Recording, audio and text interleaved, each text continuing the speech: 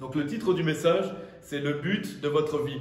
Le but de votre vie. Donc c'est un message qui est simple, qui va être court, mais c'est toujours important de se rappeler quel est le but de notre vie. Quel est le but de votre vie. Et bien dans Jean chapitre 15, verset 8, il est dit « En ceci mon Père est glorifié, que vous portiez beaucoup de fruits, ainsi vous serez mes disciples. » Donc ça c'est Jésus qui le dit.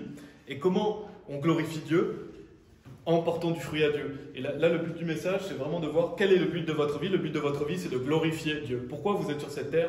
C'est pour glorifier Dieu. Et comment vous pouvez glorifier Dieu? En portant beaucoup de fruits. Donc, en allant évangéliser, en allant dehors, en prêchant l'évangile, en amenant des âmes au Seigneur. Parce qu'en fait, le jour où vous avez été sauvé, Dieu aurait pu faire en sorte que vous soyez directement au paradis. Parce qu'une fois que vous êtes sauvé, vous avez l'assurance d'aller au paradis, donc Dieu aurait pu vous enlever. Vous pourriez être dans la gloire éternelle, dans le royaume de Dieu pour toujours. Mais si vous êtes ici, c'est que vous avez une mission. Et si Dieu vous laisse là, c'est pour aller prêcher l'évangile, c'est pour amener des personnes au paradis avec vous. Parce que si vous ne le dites pas aux gens, vous les laissez aller en enfer, parce que tout le monde mérite d'aller en enfer. Donc si Dieu nous laisse, c'est pour aller prêcher l'évangile et c'est pour sauver des âmes. Et donc on sait qu'on est créé pour la gloire de Dieu. Je vais lire 2 versets qui en parlent. Apocalypse chapitre 4, verset 11. Et si vous voulez, vous pouvez aller dans 1 Corinthiens chapitre 9. 1 Corinthiens chapitre 9. Je vais lire Apocalypse chapitre 4, verset 11 qui nous dit « Tu es digne, ô Seigneur, de recevoir gloire et honneur et pouvoir, car tu as créé toutes choses et pour ton plaisir, elles sont et ont été créées. » Donc on a été créé pour le plaisir de Dieu, pour la gloire de Dieu. Et on a aussi dans l'Ancien Testament, dans Ésaïe chapitre 43, versets 6 et 7, qui nous dit « Je dirai au nord, renonce, et au sud, ne retiens pas. Amène mes fils d'au loin et mes filles des bouts de la terre, savoir chacun qui est appelé par mon nom, car je l'ai créé pour ma gloire, je l'ai formé, oui, je l'ai fait. » C'est vraiment un beau verset qui nous montre qu'on a été créé pour la gloire de Dieu. Donc si Dieu nous laisse sur cette terre, c'est pour le glorifier. Et si vous voulez glorifier Dieu, il faut aller prêcher l'évangile. Vous ne pouvez pas dire que vous voulez vivre pour la gloire de Dieu si vous n'allez pas prêcher l'évangile. Parce que Jésus nous dit « En ceci mon Père est glorifié, que vous portiez beaucoup de fruits, ainsi vous serez mes disciples. » Donc pour être un disciple de Christ, il faut le suivre, et si vous le suivez, il vous fait pécheur d'hommes. Donc ça c'est le but de votre vie. C'est très simple, mais la mission de votre vie, c'est d'aller prêcher l'évangile, et c'est de vivre une vie saine. Pourquoi on va à l'église, pourquoi on lit la Bible, pourquoi on prie, pourquoi on élève nos enfants d'une manière chrétienne? Et ben c'est pour aller évangéliser, pour être un vaisseau à honneur à Dieu, et pour aller porter plus de fruits. Donc dans 1 Corinthiens chapitre 9, on va lire des versets 19 à 23, donc c'est Paul qui nous parle. 1 Corinthiens chapitre 9. Et il nous dit « Car bien que je sois libre à l'égard de tous les hommes, cependant me suis-je fait serviteur envers tous, afin que je puisse en gagner davantage. Et aux Juifs, je suis devenu comme un Juif, afin que je puisse gagner les Juifs. À ceux qui sont sous la loi, comme sous la loi, afin que je puisse gagner ceux qui sont sous la loi. À ceux qui sont sans loi, comme sans loi, n'étant pas sans loi quant à Dieu, mais sous la loi quant à Christ, afin que je puisse gagner ceux qui sont sans loi.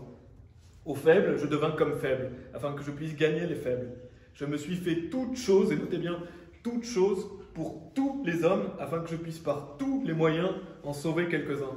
Et cela, je le fais à cause de l'Évangile, afin que je puisse être participant avec vous. Donc on voit ces beaux versets où Paul nous montre que tout ce qu'il fait, c'est pour prêcher l'Évangile aux autres, c'est pour gagner le plus de personnes possible à Christ. Et il dit toutes choses pour tous les hommes, afin que je puisse par tous les moyens.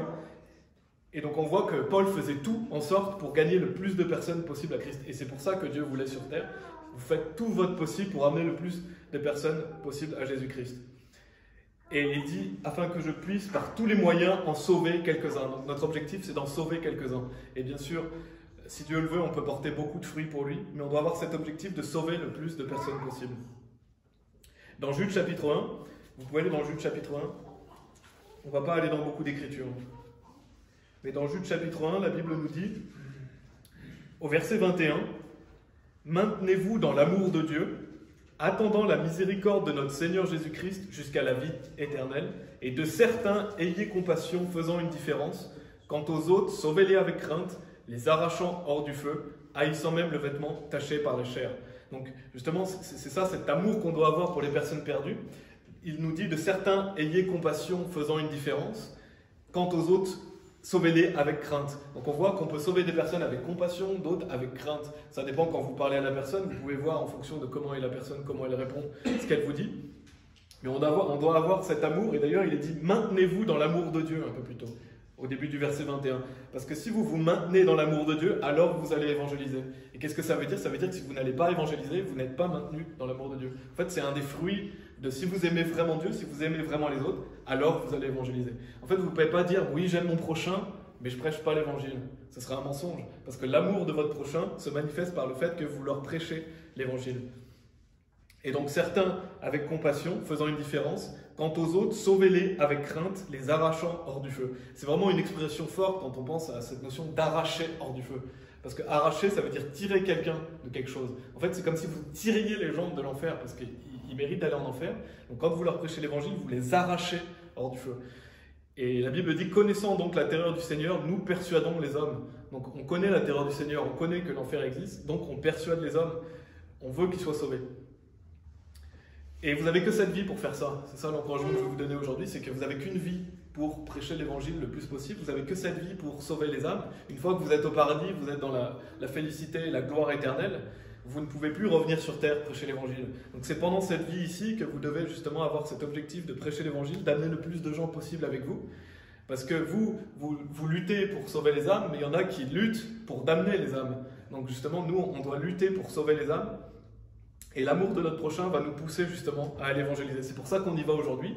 C'est pour ça que c'est bien de continuer cette lignée des méga-marathons. C'est parce que dans plusieurs pays, les personnes se lèvent pour aller prêcher l'évangile et on a envie de prendre part à ça.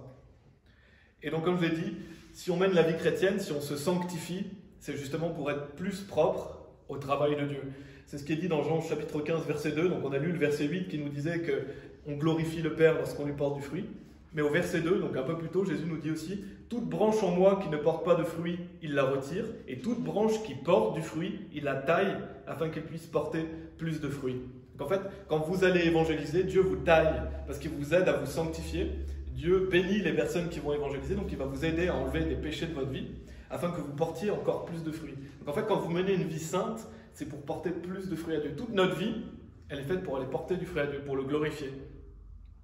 Et je vais donner pour terminer un exemple, j'en avais déjà parlé dans un message, je ne crois pas en avoir parlé ici, ou peut-être aux personnes, mais pas dans un message, mais je vais donner un exemple de ce qui m'était arrivé quand je travaillais dans la menuiserie. À l'époque, je travaillais dans la menuiserie et on était 3 personnes, on travaillait sur un chantier. Et donc j'avais un collègue qui attendait à la fenêtre parce qu'on devait lui passer du bois, enfin des choses qui restaient par terre, et il devait les mettre dans une machine pour les descendre. Et j'étais avec un autre collègue et nous on devait amener le bois justement à mon autre collègue. Et en fait, on avait quasiment terminé, j'ai soulevé une plaque qui était par terre, et je commençais à avancer avec la plaque, et en fait, mon collègue m'a dit stop. Donc je me suis arrêté net, j'avais le pied comme ça, et en fait, j'ai regardé, j'avais un trou en dessous de moi, il faisait la taille pile pour que je tombe dedans. Et Dieu merci qu'il m'a dit stop, parce que je ne sais pas où je serais. Je ne sais pas si je serais mort, ou si je serais handicapé, ou... Enfin, Dieu seul sait, mais Dieu a veillé sur moi par ce collègue, parce que ce collègue m'a dit stop. Mais ce que je me dis, c'est s'il ne m'avait pas dit stop, qu'est-ce que je serais devenu? Et en fait, j'utilise cet exemple... tout simplement parce que si vous dites pas stop aux gens dans la rue, ils ont un pied au-dessus de l'enfer et ils vont tomber dans la fosse. Parce que moi, c'était un simple trou, je sais que je serais allé au paradis, bien sûr, j'ai pas envie de mourir, mais j'étais sauvé. Mais les gens, ils ne sont pas sauvés. Eux, c'est la fosse sans fond, c'est-à-dire c'est un trou éternel dans lequel ils vont aller, donc l'enfer.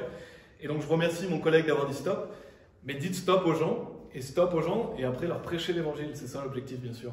On ne va pas dire stop aux gens littéralement, mais ce que je veux dire, c'est que c'est important de leur prêcher l'évangile parce qu'ils ont un pied au-dessus de l'enfer. Et c'est ça, cette notion d'arracher les gens hors du feu. C'est que quand vous allez leur prêcher l'évangile, vous allez leur éviter la condamnation éternelle. Et donc c'est ça, on doit avoir cet amour brûlant pour les âmes et leur dire stop et ouvrir nos bouches, leur expliquer l'évangile et leur faire connaître le mystère de l'évangile. C'est ça le but de votre vie en fait. C'est aussi simple que ça, le but de votre vie, c'est d'aller prêcher l'évangile. On va prier. Merci Seigneur. Car tu nous as dit déjà qu'est-ce qu'on devait faire, on n'a pas à chercher dans des livres écrits par des hommes ou toutes ces stupidités et ces mensonges qu'on peut trouver dans notre monde où les gens cherchent une mission de vie, un but à leur vie mais qui n'est pas le tien. Nous on sait que le but de notre vie c'est de te glorifier et quand te portons du fruit, on te glorifie et tu nous tailles afin qu'on porte plus de fruits. Je t'en prie, utilise-nous, aide-nous dans nos vies justement à être plus propres, à te porter du fruit. Et on prie pour que tu bénisses cette journée, que ce soit dans les autres pays et aussi ici en Suisse, qu'on puisse te porter du fruit et que les anges puissent se réjouir au ciel. Amen. Amen.